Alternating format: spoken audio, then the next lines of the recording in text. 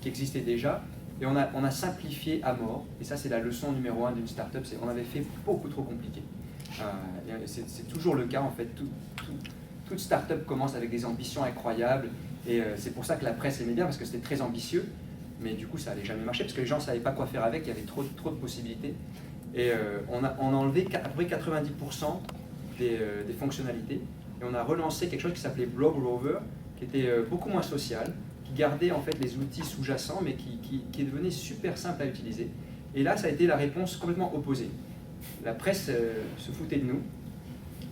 Par contre, les gens ont commencé à installer le truc. Et donc, on a eu, à peu près en 6 mois, on a eu 1 million de downloads, et on a eu quelque chose comme, je sais pas, 350 000 personnes se sont enregistrées sur le produit, et ça continuait comme ça à croître. Techniquement, c'était un plugin, c'est ça? C'était un plugin pour Firefox, ouais. Donc c'était quelque chose qui en plus n'était pas facile à... C'est pas quelque chose où les gens se lèvent le matin en disant tiens, je vais m'installer un plugin sur Firefox. Donc le fait qu'on en ait attiré autant, c'est que ça quand même, ça leur plaisait. Et donc on a commencé à bien voir une croissance là, des utilisateurs. Donc ça marchait bien. Pendant ta restructuration technique, les investisseurs vous ont aidé là-dessus? Ouais, déjà ils nous ont suivis, ils nous soutenaient. À travers ça, on a relevé encore un petit peu de financement. Et puis surtout, bon, on travaillait avec leur aide en termes de stratégie aussi. Ouais. Ça, c'est une histoire qui dure 2 ans et demi. Voilà. Tu as, au bout de 2 ans et demi, tu as quoi comme stat au niveau du... Ben voilà, on était arrivé à peu près 1,5 million donc, en croissance. Du moment où on a levé le premier tour de financement et où on a sorti le premier produit, c'était déjà 9 mois. Ensuite, on a travaillé sur le deuxième, et donc au bout de 2 ans, on venait de sortir à peu près il y a 6 mois. Le truc qui avait bien décollé. Et 1,5 million de downloads, quelque chose comme 400, 500 000 registered users. Donc ça, c'est des bons chiffres ou c'est pas? Ça, c'est des bons chiffres. Alors, tout dépend de quel côté on le regarde. Il devenait urgent pour nous de savoir comment continuer à financer la suite de l'aventure. Et d'un point de vue croissance, ça semble respectable. En même temps, on se rend compte que d'un point de vue investisseur, ce qu'on demande, c'est une croissance qui est exponentielle, c'est pas une croissance qui est linéaire. Nous, on avait une bonne croissance, mais une croissance linéaire. Et donc, on commençait à entendre souvent ce discours qui était de dire, écoute, tu as 200 000 utilisateurs, c'est bien, reviens dans un mois, on mesurera encore. Et donc, on en avait 250 000, ce qui était bien. Reviens dans un mois, on mesurera encore. Parce qu'en fait, avec une croissance linéaire, il n'y a pas de moment où les investisseurs se disent, bon, si je le loupe maintenant, je peux attendre encore j'ai tout loupé. Parce que les mecs se disent, on peut attendre un petit peu. Donc, on voyait qu'on était en train de se mettre dans ce cycle où on allait attendre perpétuellement. À cette époque-là, tu burnais beaucoup de cash? Non, on avait réduit pas mal la voilure, justement parce qu'on sentait que il allait peut-être devoir faire durer. Et donc, on s'était mis dans un mode où en fait, on était 2 cofondateurs et les autres étaient tous contracteurs. Donc, on en avait gardé un nombre variable qui bossait sur des projets spécifiques. Et tu avais quoi comme décision devant toi, comme sortie possible? Comme souvent, il y a 3 décisions. On pouvait arrêter, on pouvait lever des fonds. Alors, lever des fonds, c'est tout un spectre de possibilités. Hein. Tu peux lever un bridge qui va te permettre de vivre 6 mois de plus à un coût qui n'est pas super agréable. Tu peux lever bien, avec une bonne term sheet. On sentait que ça, c'était pas une bonne solution. La troisième solution, c'est de vendre. Donc on a commencé à ce moment-là à se faire joli pour pouvoir essayer de vendre. Tu mets ton costume? Surtout pas. Pas dans la vallée. Si tu mets ton costume, on sait que tu n'es pas respectable en tant que geek. Donc c'est le moment où tu sors ton jean et ton t-shirt pour justement être plus respectable en tant que CTO, ce qui était mon rôle. Et donc on a commencé à faire pas mal de networking pour trouver des gens qui avaient une technologie qui allait bien se marier avec la nôtre. Et on a passé à peu près 6 mois assez stressants, parce qu'il y a des moments où on commençait à voir le solde du compte bien baisser. Mais on a eu de la chance et on a réussi à vendre in extremis. Parfait, une belle vente.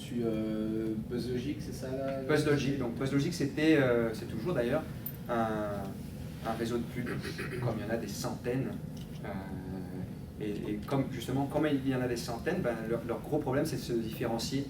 Et souvent c'est quelque chose qui démarre Un réseau de pub comme ça, c'est quelque chose qui démarre parce qu'un mec a un bon réseau, il connaît pas mal d'agences de pub, donc il sait où il va pouvoir mettre, où il va pouvoir trouver des contrats. Et il leur faut souvent de la technologie qu'ils n'ont pas. Et donc nous, on a amené cette technologie, ça leur semblait complémentaire. Ils avaient aussi besoin d'une équipe technique, donc c'était un match made in heaven. Donc toi, tu es rentré, ça s'est bien passé, tu es rentré pour faire quel travail en fait? Ben, je suis devenu CTO de l'acquéreur, de la boîte qui nous a racheté. C'est bien. Voilà.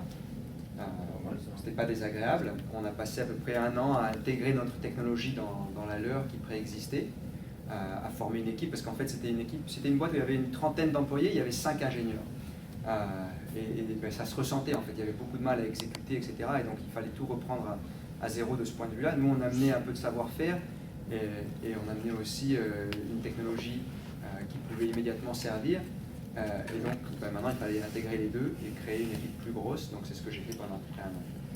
Je me souviens de cette période, on a eu un lunch et je voulais te poser la question sur BuzzLogic, tu me dis en fait je suis sur un autre projet, donc t'as pas tenu longtemps. Tu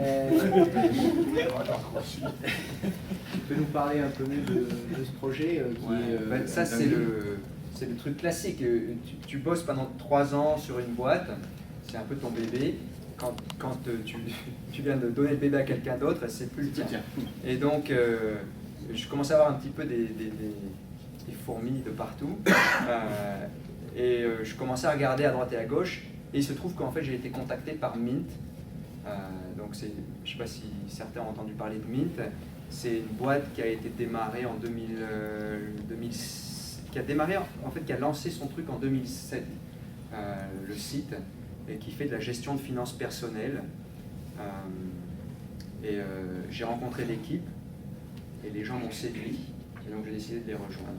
Et ils t'ont demandé quelque chose qui est donc c'était pas tout à fait de rejoindre Mint, mais de créer les startups, un peu de spin-off. Tu peux nous dire, c'est intéressant? Ben, en réalité, ça c'est un truc qui est tout à fait spécifique à l'histoire de Mint. Mint utilisait un partenaire pour une partie assez importante de sa technologie. Et c'est un partenaire qui avait un historique assez belliqueux. Et donc Mint avait besoin de créer cette technologie en interne, mais avait besoin de le faire de façon finalement assez stealth, assez en dessous du radar. Et donc il ne voulait pas faire de bruit. Et donc, au lieu d'embaucher quelqu'un et de dire ben, toi tu vas être le vice-président de cette technologie, ils ont dit on va faire comme si on n'était pas associés. En réalité, c'était Mint, mais on avait créé cette espèce de façade. On avait des bureaux différents, on avait un nom différent, on avait des serveurs différents. Donc on était en surface 2 entités différentes. Mais donc, et l'objectif était... Le but c'était de pouvoir avoir assez de temps pour bosser sur la technologie, pour qu'elle soit prête à remplacer celle que ces gens-là nous donnaient, avant de se faire détecter. On n'avait pas besoin d'un procès supplémentaire sur le dos. Cette technologie, c'est d'aller chercher de l'information financière. Le but d'un service comme Mint, c'est de donner aux gens une vision complète de leur situation financière. C'est un truc qui ne marcherait pas dans tous les pays. Il y a des gens en France qui ont en tout et pour tout une relation avec une banque, toute la famille. Donc ils ont une carte de crédit, un chéquier, un emprunt pour leur maison, peut-être leur voiture, donc voilà. Et tout ça c'est avec je sais pas, la Société Générale. Aux États-Unis, il y a 20 000 banques. Et si tu vis aux États-Unis assez longtemps, ben, tu as facilement dans la famille, on va dire, des relations avec une quinzaine de banques, parce que tu as des 401K d'un emploi précédent, il y a plein d'emprunts, des choses comme ça. Donc les gens, à un bon moment, ils oublient même certains comptes qu'ils ont. Ça devient un truc assez compliqué à gérer. Et donc il y a besoin on espère qu'il y a besoin d'un service comme ça. Mais pour pouvoir te donner un espèce de tableau de bord de tes dépenses et de ton budget, etc., bah,